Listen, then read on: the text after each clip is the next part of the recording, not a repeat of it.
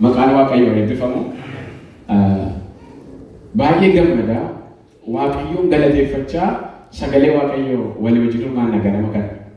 Ganama kana ture maal jedhu irratti walii wajjin Waaqayyoon ilaalla jedheen yaade ture. Kennaa isa guddicha. Kennaa isa guddicha. Waaqayyo baroota keessatti kennaa ture. Waaqayyo baraka kumoofaa keessa kennaa ture. Waaqayyo baraka kumoofaatiin duras kennaa kenneera. Waaqayyo dhumni baraa yeroo ga'etti garuu kennaa guddaa tokko kenne. Macaafa qulqulluu keenya keessa yoo ilaallee ergaa Yohaannis duraa boqonnaa 4:10 irratti sagaleen Waaqayyo akkas jedha. Nuti Waaqayyoon hin jaallanne.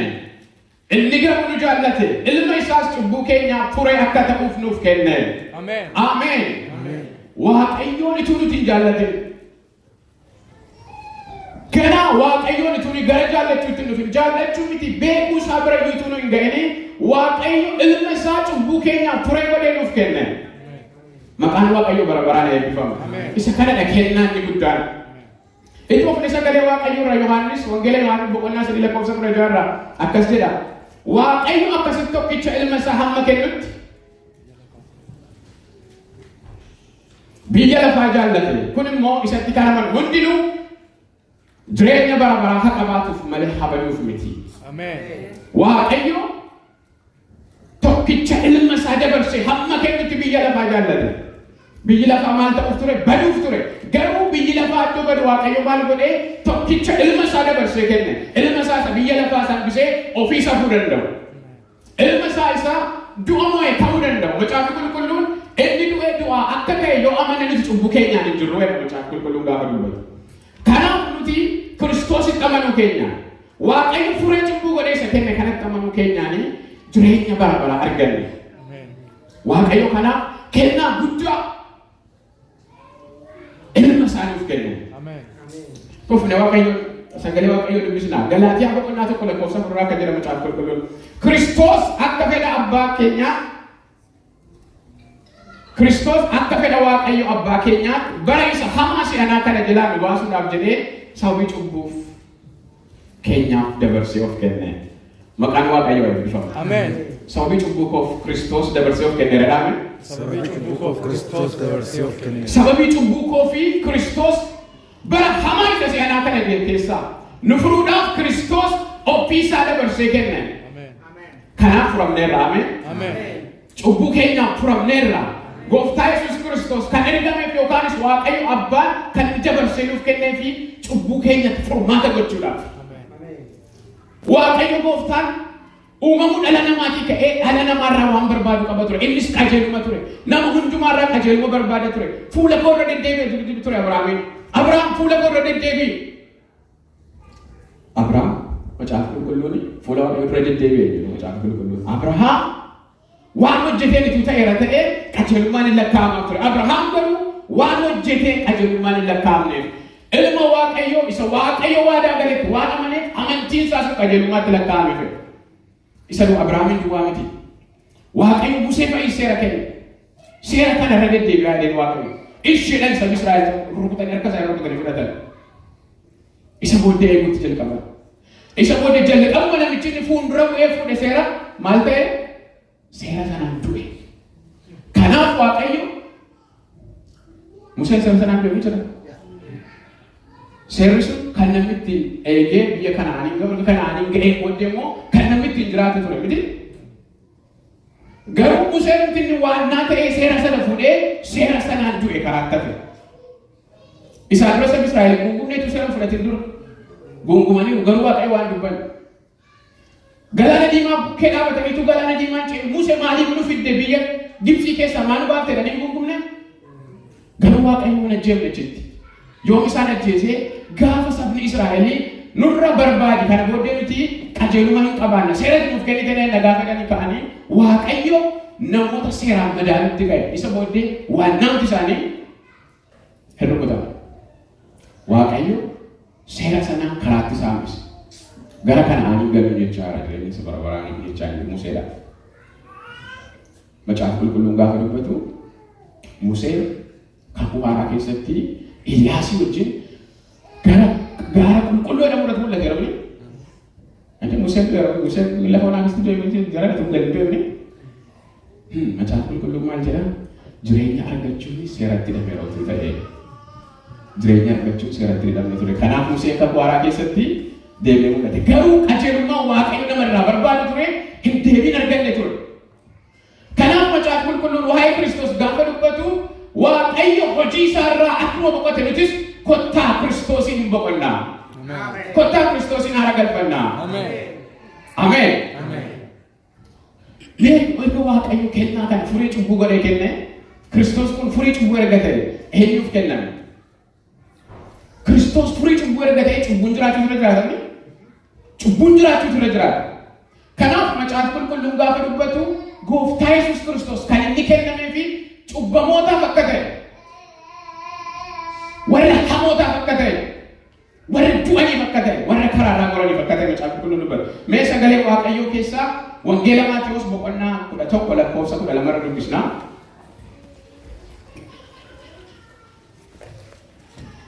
Namoonni macaafa afaan Amaariffaa qabatee bakkisuun baay'ee afaan Amaariffaatiin kiriirii dhawaansa.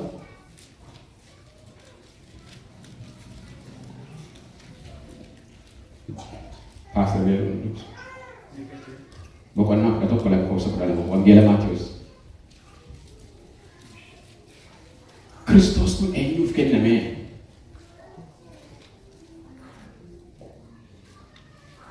እውነት እላችኋለሁ ከሴቶች ከተወለዱት መካከል ከመጥምቁ ዮሐንስ የሚበልጥ አልተነሳም። በመንግሥተ ሰማያት ግን ከሁሉ የሚያንሰው ይበልጣል። ከመጥምቁ ከዮሐንስ ዘመን ጀምሮ እስከ ዛሬ ድረስ መንግሥተ ሰማያት ትገፋለች፣ ግፈኞችም ይናጠቋታል። Yohaannis cuuphaati ka'ee mootummaan Waaqayyoo dhiibamaa turteedha macaafarraa. Yeroo dhiibaa ture namootatu dhiibaa ture mootummaa Waaqayyoo. Eessa turte mootummaan Waaqayyoo? Egzaaminii mangistii በመካከላችሁ ናትረኒ mootummaan Waaqayyoo eenyuun taate jirti gidduu sana yeroo sana Kiristoos. Dargaggeessi waggaa 30 taate gidduu isaa deddeebi'aa turte mootummaan Waaqayyoo. Kanaaf Gooftaa Yesuus mootummaan Waaqayyoo bara Yohaannis cuuphaan barsiisuu jalqabee ka'ee Ila namootaan dhiibamaa jirti. Namoonni na dhiibaa jiru. Isa booddee tuufee maal jedhaa? Gifanyooti dina. Yinatqootaan. Ameen. Warri hamoonni garuu mootummaa Waaqayyoo kanaa humnaan ishee fudhatanii jedha macaafa qulqulluun. Ameen. Hamoota ture kanaaf Waaqayyoo ture. Kanaaf namoonni warri sir'aata qaban, warri amala qabanii ittuma isaan Gooftaa Yesuus Kiristoosiin kophaatti dhiisanii mana qulqullummaa jalaa macaafa dubbisanii isaan Gooftaa Yesuusin barbaadanii Gooftaa Yesuus isaatti dhimma qabu ashmuriidhaan Gooftaa Yesuus macaafa dubbisuu isin macaafa kanatti dubbistanii jireenya waan argattan itti fakkaataa jedhaan isin ani jireenyi kottaan ana mootummaan Waaqayyoo kottaan jedha ture. Macaafa sana dubbisuudhaan jireenya waan argattan isin itti fakkaataa lakkii ituu warri amala qabna ofiin jedhan warri nuti homaan jennu ofiin jedhanii Kiristoosiin dhiibaa jiranii Gooftaa Yesuus Kiristoosiin warri hamoota jedhaman ግፈኞች የሆኑት የእግዚአብሔርን መንግስት ወሰዷል። ጌታ ኢየሱስ ነው። ጎፍታ ኢየሱስ ክርስቶስ ኤፍ ከነመ ወረ ሐሞተ ታሪፍ ሐሞተ ቱረ ካላፍስ ነው እንት ከይ መጫን ቁልቁሉን ሐሞተ ቱርተኒ ወሪ ጋሪ ታ ሞቱማ ከ ኢባ ቱረኒ ገሩ ከም ፍነተኒ ወረ ሐሞተ ቱረ አሜን ሐማት ሬዳ ነው ሐማት ካፊ ጎፍታ ኢየሱስ ክርስቶስ ይፈረደ Kami tak tahu juga. Jadi saya dapat tahu saya begitu tu aja lah. Dapat tahu saya begitu. Fajina sambar baca sugaru. Nuti wari tu manu kisah. Fajina tambah lebih ne. Fajina setai Kristus yang sudah nerah. Kalamu. Aku luis zagazan. Iksiamiri henna ada lagi. Nabi tu ko ana angkanan cala angkanan koyen ka bakal jemeti. Warra hamota turan. Warra nama naga kene. Warra mana qulqullummaan dhufee beeku. Phexros nama gaafate garuu waan Waaqayyo saba Israa'eliif kenne Yerusaalemiin leeqee mana qulqullummaa daawwatee beeku waan namoonni. Eessa ta'a? Qurxummii bira. Kuma qurxummii qabuu isaa duwwaa miti kan macaafa qulqulluun dubbatu. Ofuma isaatii gaafa Gooftaa Yesuusin baruu an cubbamaadha bu'ee wambarii bidiruu koorraa bu'ee Maal waan ta'eef cubbamaa waan ta'eef qurxummii qabuu isaa duwwaa miti cubbuu sin hojjeta ture Phexros ofii isaatti konfeesii godheera. Maatiyoos Gooftaa Yesuus Kiristoos warra butatan keessaa warra fudhatan keessaa tokko ture. Nama lammii isaarraa qaraxa sassaabee mootummaa ormaatiif kenne ture. Kanaaf Gooftaa Yesuus Kiristoos warri hamoonni warra akkamii warri ejjaa ture.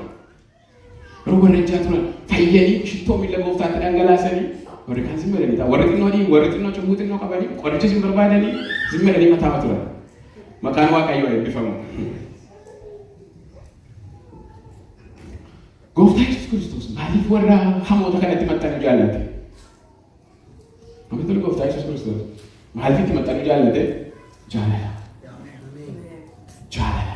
Gooftaa Yesuus Kiristoos of tuulummaa keessa isaa hin jiru. Gooftaa Yesuus Kiristoos warra gad of deebisan duukaa gad deemuu danda'a. Macaafa qulqulluu keessaa akkas jedha. Abrahaam ilma isaa Waaqayyoo dhiyeessuu gaafa dhaqu Waaqayyo yeroo inni billaa ilma isaa irra kaa'u Waaqayyo argee dhiisi isaan jedheera macaafa qulqulluun. Abrahaam gaafa galagalu korbeessa hoolaa hidda keessatti qaamee jiru arge. Ameen. Iyesuus inni korbeessa hoolaa dhaabbatee qalamuu eeggata hambaqaa ture ni sila. Hiddi qabeera garuu jaalala Kiristoosiin qabeera ni. Jaalala Kiristoosiin qabee macaafa qulqulluun akka hoolaa qalamuuf deemuutti warra isa qalan fuulduratti zimmeedha macaafa qulqulluun. Calluma jedhe maal gochuudhaaf qalamuu keessa nu oolchuudhaaf. Jalloota waan taaneef as dhufi keenya jallaa waan ta'eef macaafa qulqulluun gaafa dubbatu isin sanyiidhumaan seera mana qulqullummaan qabdanii Waaqayyoon beektan turtanii karaa keessan irraa gortanii karaa mataa keessan baddanii turtanii. Akka hoolota tiksee hin qabne maal taate turtan baddanii turtan. Garuu Waaqayyo karaa Kiristoosiin isin fidee. Amma dhiyeeffamtaniittu amma Israa'eelotuma warra takku qaban sanaa wajjin dhaaltuu mana Waaqayyooti isiniin. Dhaaltuu mana Waaqayyooti jedhame. Kakuun qabuun ture dhaal tokko. Garuu Waaqayyo jireenya naaf kenne jedhame. Sirna mana qulqullummaan qabuun ture jedhame. Garuu Waaqayyo mana qulqullummaa na godhate jedhame. Ameen. Ameen.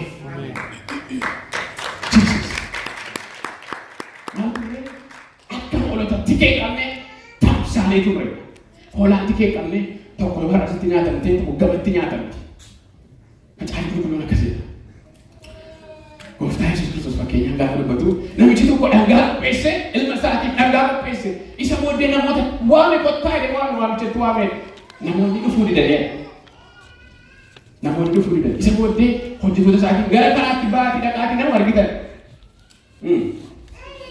Gara karaatti ba'aatii nama argitan. Fidaa kottaa. Isa booddee namni waamicha namicha kanaatti yookaan waamicha gooftaa kanaatti dhiyaatee karaarraa dhufe. Mana hin qabu. Karaarraa kadhata ture. Ilma amantiitti, ilma Waaqayyoon beekuutti hundumti keenya karaarra ture. Namni hundumtuu caafni kun akka dubbatutti Israa'el warra kakuu qaburraa kan hafe namni hundumtuu karaarra ture. Cubbamootaaf yakkamootaaf kenname Gooftaa Yesuus Kiristoos. Ameen. Macaafa qulqulluu irraa dubbisna Roomee 5:8 irraa kan jedhu. Waaqayyo garuu utuma nu cubbamoota taanee jirru Kiristoos nuuf du'uu isaatiin hammam akka nu jaallate agarsiise. Ituma nu maal taanee jirru? Gana ኃጢአተኞች ሳለን ገና erga xinnoo amala sirreeffatanii xinnoo fuula garuu jechuu hin danda'amu ganaan si beekata. Ijoollee namoota ijoolleetti keessa gaafa guddattu akka qullaa dhofachuu minaan gaafa jalqabdu is already durumaa si beekaa jedhama. Waaqayyo ganaa cubbamoota taataniitu jirtanii amma qulqulloota amma qajeelota amma luboota mana Waaqayyooti. Garuu kanan isin beeku kanan isin filadhe ganaa cubbuu keessanii du'oota taataniitu jirtanii ganaa cubbamoota taataniitu jirtanii. Ameen. Waaqayyo inni filate yoomidha ganaa cubbuu keenyaan du'oota taaneetu jirru. Cubbamaan tureedhaan paastensi lolaa irraa badina. Past tense is the past thing. Ganaa cubbamoota taataniitu jirtanii Waaqayyo Kiristoos nuuf du'uu isaatiin hammam akka nu jaallate nu agarsiisa. Cubbamaadhaaf du'uudhaaf.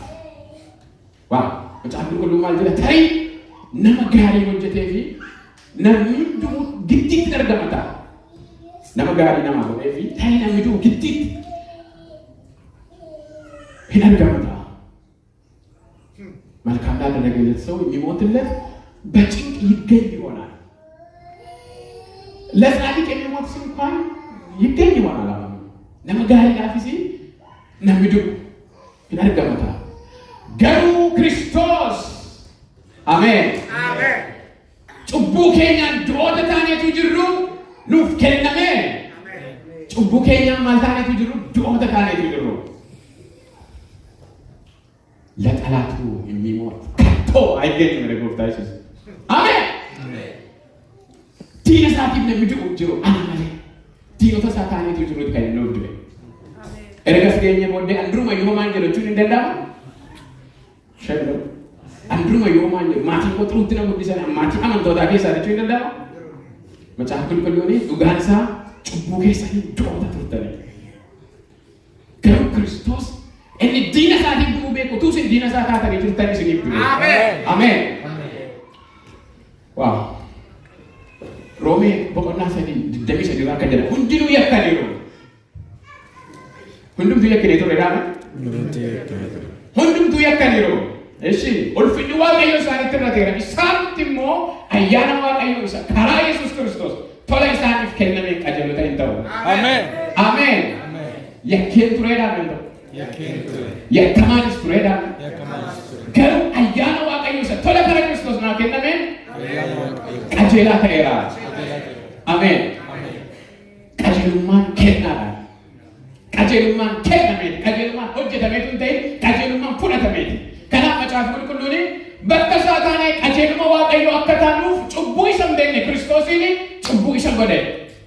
በሱ ቦታ ሆነ የእግዚአብሔር ጽድቅ እንሆን ዘንድ ኃጢአት ያላወቀውን እሱን ኃጢአት አደረገ። አሜን። ኦኬ አከዚቹ ማለት ይችላል አተበሉት ነው ጆራቱ ጎፍታ ኢየሱስ ክርስቶስ ላይ ሰጥሬ ምርገማ ቀየውባ አባስ ከንደጎ እንትን ይሰጥባቱ ይሰቦቴ ጎፍታ ኢየሱስ ክርስቶስ ስቴፕ ዳውን ይጎዴ ጩቡ ከይፍለቴ ሶዶም ይሰቦቴ ቀጀሉ መሳይገሉ ፍላቴ ጎዴ ኤኙን ታኔ ቀጀሉ ዋቀዮ ቀጀላን ዋሜቲ ቀጀሉ ዋቀዮ ታኔ መቃል ሳይወራ ቀጀሉ ማዋቀዮቲ ምን ካለ ተርግቶ ይወ ዶሎ ተርግቶ ቀጀሉ ማዋቀዮቲ ሰጥቶ ይሄዳ አይደለም ራሱ የጸደቀ አይደለም ቀጀሉ ማዋቀዮቲ ራሱ የእግዚአብሔር ጽድቅ ሆነ። አሜን አሜን። ክርስቶስ ተወልደ ማለት ጩቡ ከይነ ፍለቴ ገሊቡዳኒ ዱዳኒ ዱከይነ ሀምብሴ ገና መጽሐፍ ቁልቁሉኒ ሮሜ ቦቆ ቆሮንቶስ ለመፋ ቦቆና ሸለቆስ ደሜቶ ኮረቲ ዶከይነ ዱዳ ቀጀሉ ዋቀዮ ንጎደላ ቀጀሉ ዋቀዮ ተዳመ ቀጀሉ ዋቀዮ ነመከ ሲተርግታ ገገለ ወገላ ወላላ አቲ ቀጀሉ ዋቀዮ ተወልጀላ ati qajeeluma waaqayyooti waliin jedha. Ameen. Namni tokkollee tolaan hin jiru. Andi sinko. Hojii isaatiin gaarii hojjeta. Annumaan jedhu. Maatiin keenya gaariidha. Abbaan qoturuutti na guddise. Waan ta'eef hin jiru. Hundumtu maal godhaniiru? Yakkaniiru. Ulfinni waaqayyo isaaniitti irrateera. Macaafa Qulqulluun waaqayyo yoo barbaadeedha. ergamoota iyyuu fuula isaa duratti dhibaamumaata isaan hadheessaa gaarii kan jedhamu jiru. Ameen. Ayyaanni kun yookaan Kiristoos kun warra du'aniif kenname du'oo warra turaniif Macaafa Qulqulluu keessaa Efesoon 2:5 kan jedhu nuyi irra daddarbaa keenyaan karaa hafuuraa du'oota taaneetu jirru inni karaa Kiristoos warra jiraatan nu godhe. Cubbuu keenya maal taaneetu jiru? Cubbamoota taaneetu jiru. Yookaan du'oota taaneetu jiru. Du'aa ture. Gooftaan Yesuus maal jedha tokko ayyaanatti barsiisaa yeroo namoonni baay'een gara isaa dhufuu argina. Maal barbaadan ni kaan daabboo barbaadan ni kaan maal barbaadan ni kaan fayyina barbaadan isa booddee gooftaa Yesuus Kiristoos warri du'an deematti sagalee Waaqayyoo dhaga'anii hin gahe. Namni koo jira seelee maara haa du'a deemaa ture. ሙታን የእግዚአብሔርን ቃል የሚሰሙበት ጊዜው አሁን ነው። አሜን አሜን።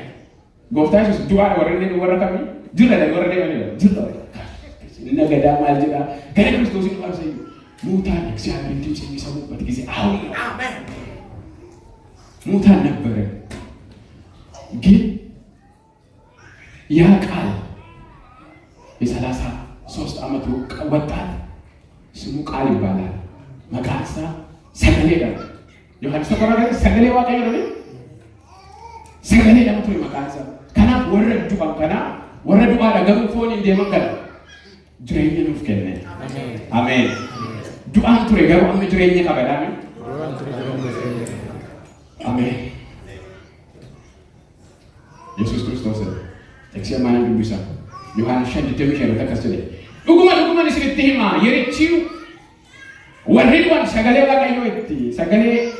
sagalee waaqayyoo itti dhaga'an dhufuuf jira ammayyuu dhufeera warri isa dhaga'anis hin jiraatu maali jiraatan sagalee waaqayyoo dhaga'uudhaan ameen sagalee waaqayyoo dhaga'uudhaan jiraatan hojii hojjechuudhaan nyaachuudhaan sagalee waaqayyoo dhaga'uudhaan jiraatan macaan qulqulluu gaafa dubbatu waaqayyoo jireenya isa biyya lafaa kanarra jiraannu isa boones jedhame Lagi ialah isa oli barbadasini inni kun magniteezu dha dhufa follow godhee dhufa kanaaf waaqayyo gaafa jireenya dubbatu jireenya isa dhugaa jireenya isa hafuuraan jiraatan dubbata kanaaf namoonni warri du'oon sagalee waaqayyo dhaga'uudhaaf gurguddaa dhufan turan kun sagalee sanaan hin jiraatu jireenya duwwaa sagaleechi gooftaan Yesuus Kiristoos iddoo biraatti immoo akkas jedhe አሁን ከሰማችሁት ቃል የተነሳ ጸድቃችኋል። አሜን።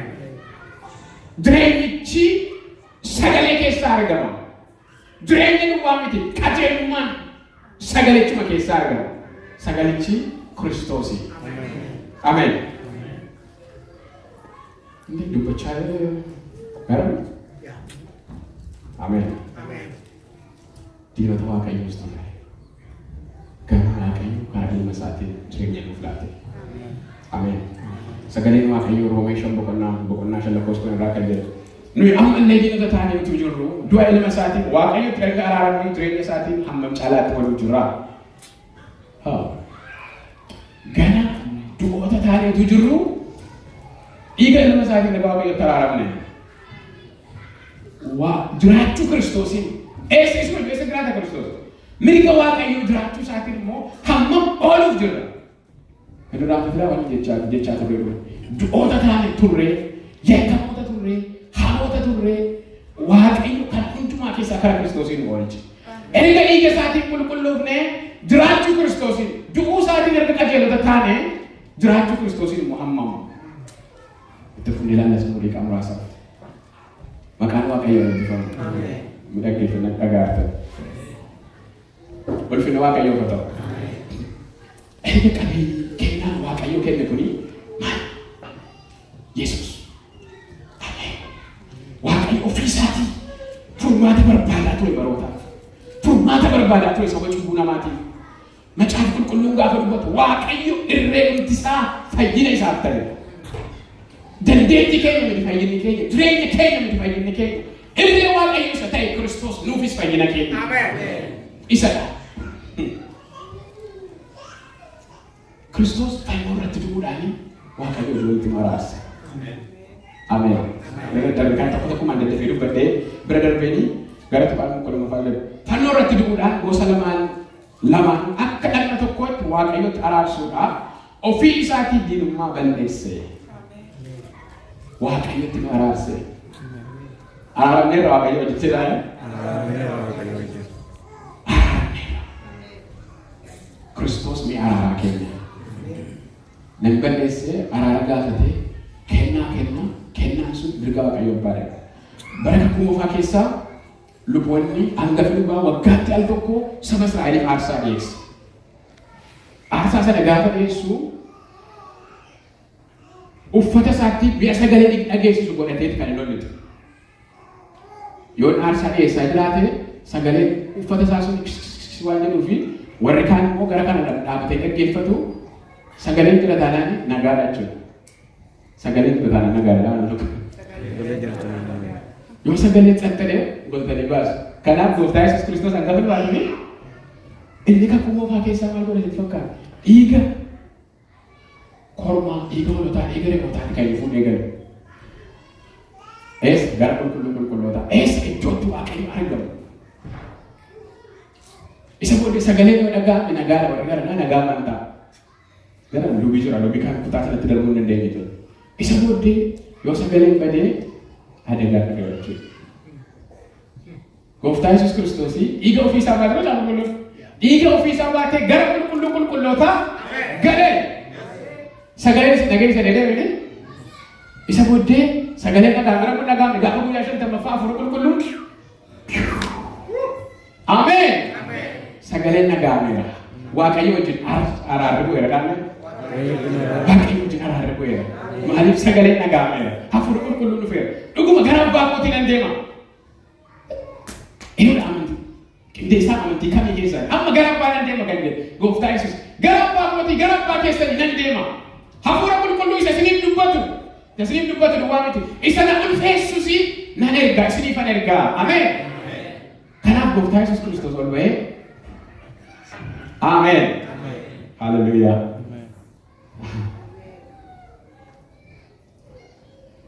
Gara Waaqayyootti dhiyaachuudhaaf ija jabina nuuf ta'e.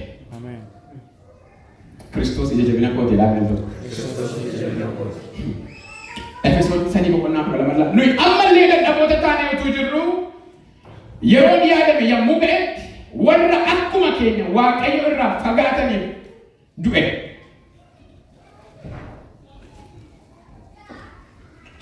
Nuyi Kiristoositti amanuudhaan karaa isaa amannee dhiyaachuudhaaf ija jabina qabna. Ameen. Efesoon 3:12 ija jabina qabna. Ameen. Gara dhiyaachuudhaaf gara Waaqayyootti dhiyaachuudhaaf yeroo baay'ee asumatti illee gaafa jiru waaqeffannaadhaa fi kottaa ro'aan hollachaa አማርኛላን ነው በመንቀጥቀጥ በመፍራት ወደ እግዚአብሔር እንቅረብ ነው ጻፊ በመለከት ነው ቆጣ እጀጀሙማ በድፍረት ወደ ጸጋው ዙፋን እንቅረብ ማለት ክርስቶስ እጀጀብነ ከኛዳ አሜን የለምንስ ቃሉንስ ያጉርስ ዋቀዩ ቀጀሩማ ክርስቶስ ራከነፈ ነመተኮ ለኔሱ ጀምነና አርግናን ዋቀዩ ብረንደርቡ ከና እጀጀሙማ ከኛ ያቱቀ ደኔ ከራ ክርስቶስ ጋፈተው ከና ኮታ ገረቴ ሶያና ዋቀዩ እጀጀሙማ ንኛና አሜን አሜን እጀጀሙማ ንኛና ዳና ሰውቢንሳ ቴሶ አያና ደላለ ቴሶ አያና እጀጀሙማ ንኛና እና ከና ጋፋችሁ ጋፋችሁ ነው እጀጀሙማ Wow, Jesus. Could you know how you are going to what waiting and running to order? Delete.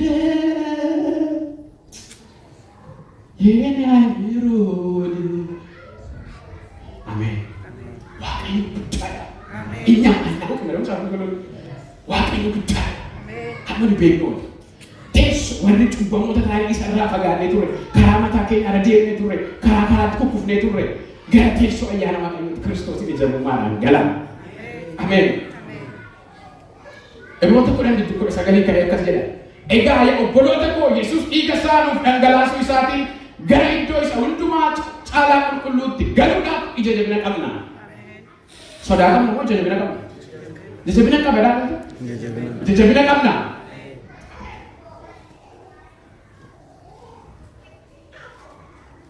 Inni foon isaatiin karaa haaraa karaa yeroo hundumaa jiraatu golgaa sana keessa nuuf bane. Karaan irra dhufne har'a galma yoo dhufne galgala yoo dadhabne dhufne moo akkam? Waan baay'ee dadhabaadha. Har'a galma kadhannee kaana.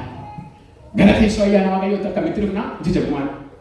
Galgala guutuu taa'ullee dadhabaa'ullee hin dhufna. Isa booddee moo akkamitti dhiyaata? Ammas jajabumaan.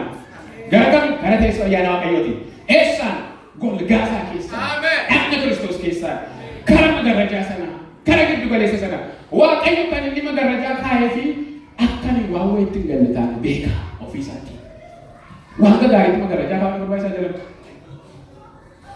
Abbuufaan gaafa cina keessan gaafa magarajaa sitti keessan waan bareedaa ta'e irraa dhaqsuudhaaf keessanii maaliif kaa'ame kun viidiyoo isaanii akka balleessine Waaqayyo kan inni Kiristoosiin fuuldura kaa'ee fi waan hin taane waan hin taaneef akka hin argamnee fi Kiristoosiin kanaafuu karaa magarajaa sanaa kaanis karaa foon Kiristoosiin gara Waaqayyootti dhiyaachuudhaaf ija jabuma qabna. Ameen. Ija jabumni koo Kiristoos jedhaan tokko. Ija jabumni koo Kiristoos. Ameen. Ameen. Mucaan qulqulluu du'uu isaatiin du'a akka nama hojjee hin dubbata. Abaarsa seera irratti fidu jedha akka inni baase hin dubbata. Eeggani bu'eeti.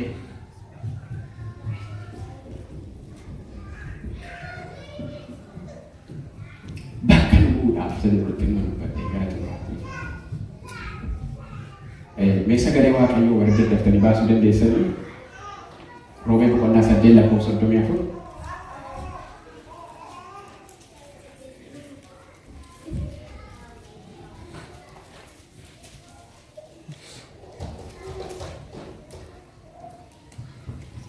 Eenyutu itti faradaree erga Kiristoos Yesuus du'ee kaafame immoo gara mirga Waaqayyootti argame Waaqayyo nuuf kadhate kan nutti faradu hin jiru. Maaliif firdiin hin jiru? Sababa Kiristoosii mirga Waaqayyootti argameef firdiin hin jiru laameen tokko. Sababiin isaa sababa gaarii taaneef ijoolloota qommas. Sababa Kiristoos mirga Waaqayyootti iddoo keenya argameef.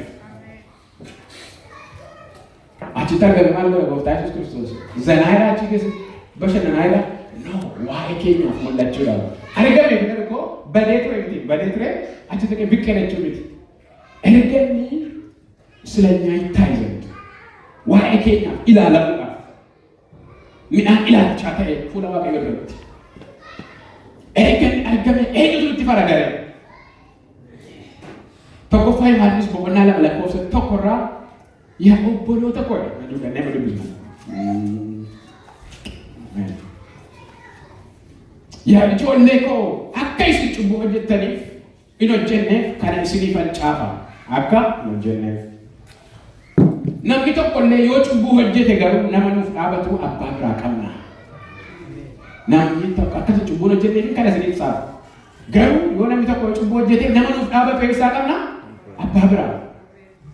Gooftaa Yesuus Kiristoos nuuf dhaabachuudhaaf abbaa bira deema. Kanaaf kan nuyi gara teessoo ayyaana Waaqayyoo jajjabummaadhaan dhiyaannuuf. Sababiin isaa maal qabna? Abbaa biraa. Nama nuuf dhaabatu qabna. Nama nuuf dhaabatu jechuun koo nama taa'ee information funaanachuu miti. Namni xabaqaan namaaf dhaabatu tokko isa namni balleessee dudduubatti akka butaa isa namni gaarii godhe duwwaa achi butaalee. Xabaqaan kun Filiippii godhe